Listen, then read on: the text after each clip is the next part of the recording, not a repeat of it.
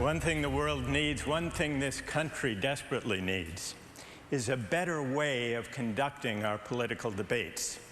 We need to rediscover the lost art of democratic argument.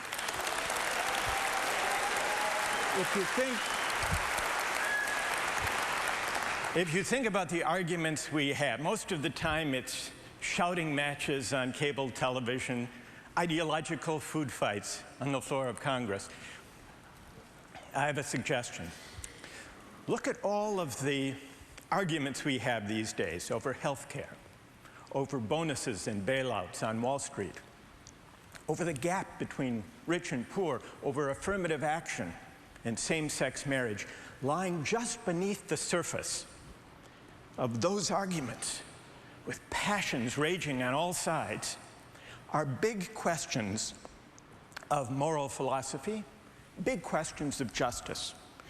But we too rarely articulate and defend and argue about those big moral questions in our politics. So what I would like to do today is have something of a discussion.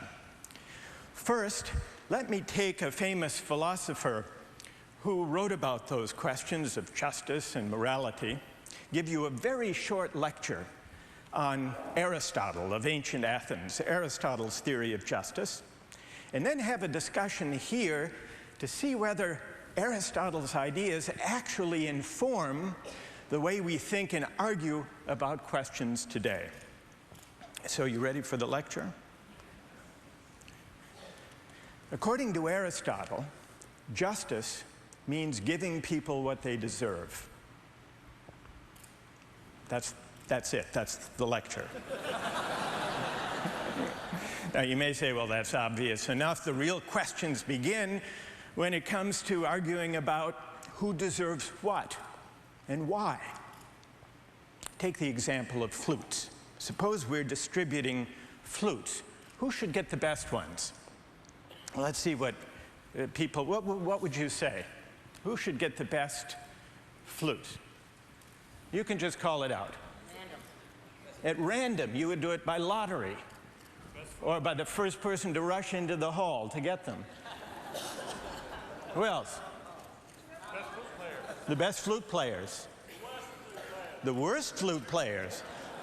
How many say the best flute players? Why?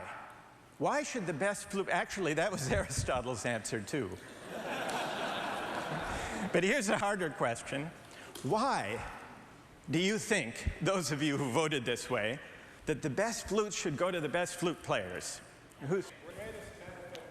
The greatest benefit to all. We'll hear better music if the best flutes should go to the best flute players. That's Peter? Peter. All right. Well, it's a good reason. We'll all be better off if good music is played rather than terrible music. But Peter, Aristotle doesn't agree with you that that's the reason. That's all right. Aristotle had a different reason for saying the best flutes should go to the best flute players. He said, that's what flutes are for, to be played well. He says that to reason about just distribution of a thing, we have to reason about and sometimes argue about the purpose of the thing, or of the social activity, in this case musical performance. And the point, the essential nature of musical performance is to produce excellent music. It'll be a happy byproduct that will all benefit. But when we think about justice, Aristotle says, what we really need to think about is the essential nature of the activity in question and the qualities that are worth honoring and admiring and recognizing. One of the reasons that the best flute players should get the best flutes is that musical performance is not only to make the rest of us happy, but to honor and recognize the excellence of the best musicians. Now, the distribution of flutes may seem a trivial case. Let's take a contemporary example of a dispute about justice. It had to do with golf. Casey Martin, a few years ago, Casey Martin. Did any of you hear about him? He was a very good golfer, but he had a disability. He had a bad leg, a circulatory problem that made it very painful for him to walk the course. In fact, it carried risk of injury. He asked the PGA, the Professional Golfers Association, for permission to use a golf cart in the PGA tournaments. They said no. No, that would give you an unfair advantage. He sued, and his case went all the way to the Supreme Court, believe it or not, the case over the golf cart. Because the law says the disabled must be accommodated, provided the accommodation does not change the essential nature of the activity. He says, I'm a great golfer, I want to compete, but I need a golf cart to get from one hole to the next. Suppose you were on the Supreme Court, suppose you were deciding the justice of this case. How many here would say that Casey Martin does have a right to use a golf cart, and how many say no, he doesn't? All right, let's take a poll, show of hands. How many would rule in favor of Casey Martin? And how many would not? How many would say he doesn't have? All right, we have a good division of opinion here. Someone who would not grant Casey Martin the right to a golf cart, what would be your reason? Raise your hand and we'll try to get you a microphone. What would be your reason? Be an unfair advantage if he gets to ride in a golf cart. All right, those of you, I imagine most of you who would not give him the golf cart worry about an unfair advantage. What about those of you who say he should be given a golf cart? How would you answer the objection? Yes, all right. What's your name? Charlie. Charlie says, we'll get Charlie a microphone in case someone wants to reply. All right, tell us, Charlie, why would you say he should be able to use a golf cart? The cart's not part of the game. But what about walking from hole to hole? It doesn't matter. It's not part of the game. Walking the course is not part of the game of golf? Not in my opinion. All right, stay there, Charlie.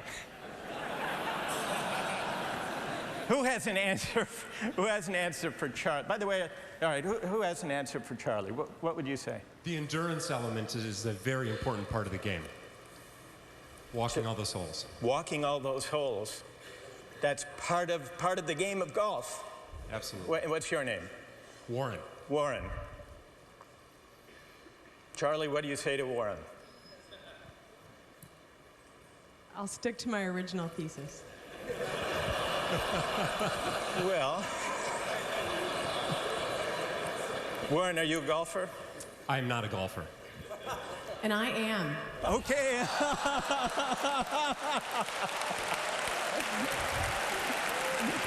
You know, it's interesting. In the case, in the lower court, they brought in golfing greats to testify on this very issue. Is walking the course essential to the game? And they brought in Jack Nicklaus and Arnold Palmer. And what do you suppose they all said? Yes, they agreed with Warren. They said, yes, walking the course is strenuous physical exercise. The fatigue factor is an important part of golf. And so it would change the fundamental nature of the game to give him the golf cart. Now, notice something interesting.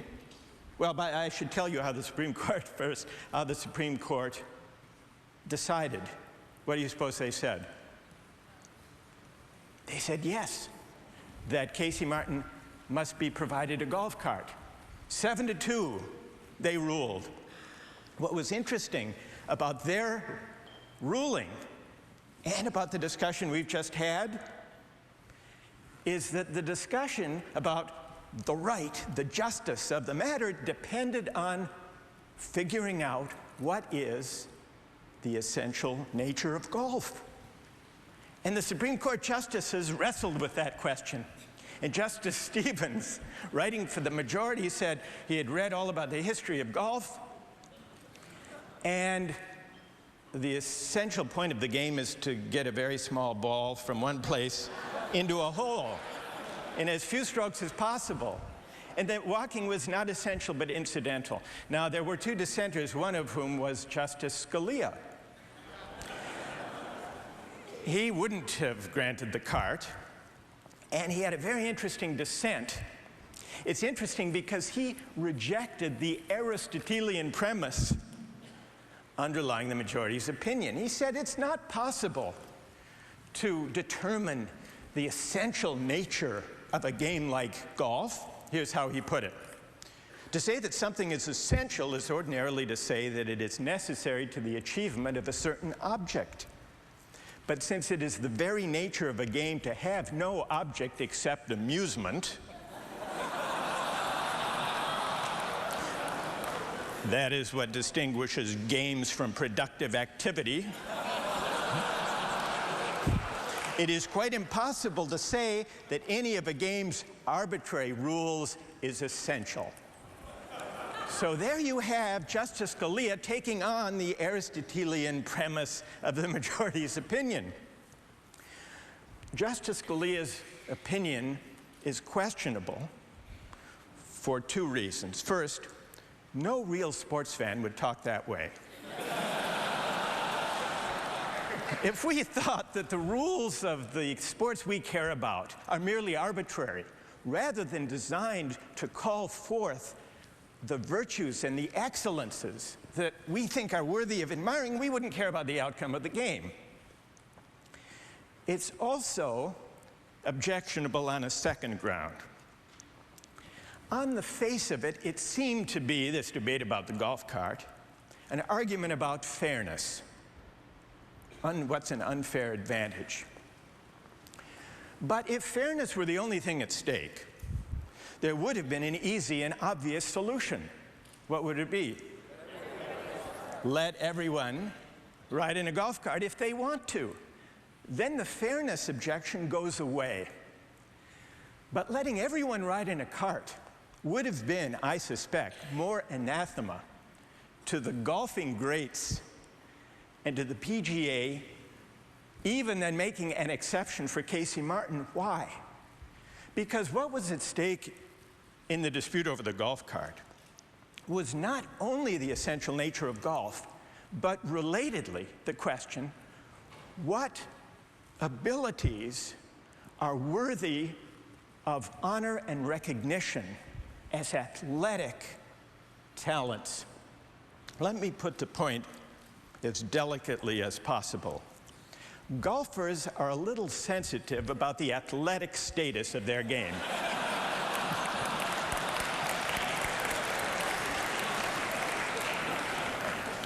After all, there's no running or jumping, and the ball stands still. So if golfing is the kind of game that can be played while riding around in the golf cart, it would be hard to confer on the golfing greats the status that we confer, the honor and recognition that goes to truly great athletes. That illustrates that with golf, as with flutes, it's hard to decide the question of what justice requires without grappling with the question, what is the essential nature of the activity in question, and what qualities, what excellences connected with that activity are worthy of honor and recognition. Let's take a final example that's prominent in contemporary political debate, same-sex marriage. There are those who favor state recognition only of traditional marriage between one man and one woman, and there are those who favor state recognition of same-sex marriage. How many here favor the first policy? The state should recognize traditional marriage only. And how many favor the second, same-sex marriage? Now, put it this way. what ways of thinking about justice and morality underlie the arguments we have over marriage. The opponents of same-sex marriage say that the purpose of marriage fundamentally is procreation, and that's what's worthy of honoring and recognizing and encouraging.